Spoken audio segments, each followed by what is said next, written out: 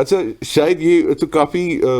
تھوڑا سا دیر تھوڑی سی میرے خیال سے سم ویکس بیک ڈالر تھوڑا سا اسٹیبل ہو رہا تھا، لیکن اب ہم دیکھ رہے ہیں کہ ڈالر جو ہے دوبارہ تھوڑا سا انسٹیبل ہو رہا ہے، تو اس کی کیا وجوہات ہیں؟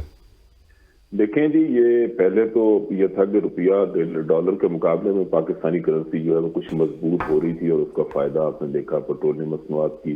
قیمتوں میں کمی کے حوالے سے بھی، اور دیگر اشیاء جو ہیں سستی ہونے کے حوالے سے پاکستانی عوام کو ملا ہے۔ لیکن اب دوبارہ سے جو ہے، کیونکہ بینک جو ہے انہوں نے ڈالر جو ہیں وہ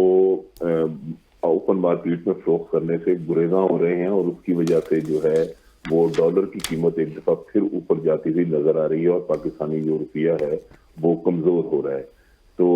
اس لیے بظاہر کیونکہ بینکس جو ہیں وہ مارکیٹ کے اوپر بڑی گہری نظر رکھے ہوئے ہوتے ہیں، اور وہ یہ سمجھتے ہیں کہ پاکستان نے آئندہ جو آنے والے دنوں میں پیمنٹس کرنی ہے، اس حوالے سے پاکستان کے پاس شاید اس طرح ڈالر جو ہیں وہ آتے ہوئے نظر نہیں آ رہے، جس کی وجہ سے بینکرز نے جو ہے وہ رقوم جو ہے وہ پائپ لائن میں ان کو اس طرح نظر نہیں آ رہی، اس لیے انہوں نے ڈالر کو جو ہے وہ روک لیا ہے، اور کیونکہ وہ مارکیٹ میں نہیں آ رہے اس کی وجہ سے بظاہر جو ہے وہ ڈالر جو ہے وہ اوپر جاتا ہوا نظر آ رہا ہے۔ اور درآمد کنندگان کے لیے سب سے بڑی مشکلات کا سامنا یہ ہے کہ ایل سیز نہیں کھل رہی۔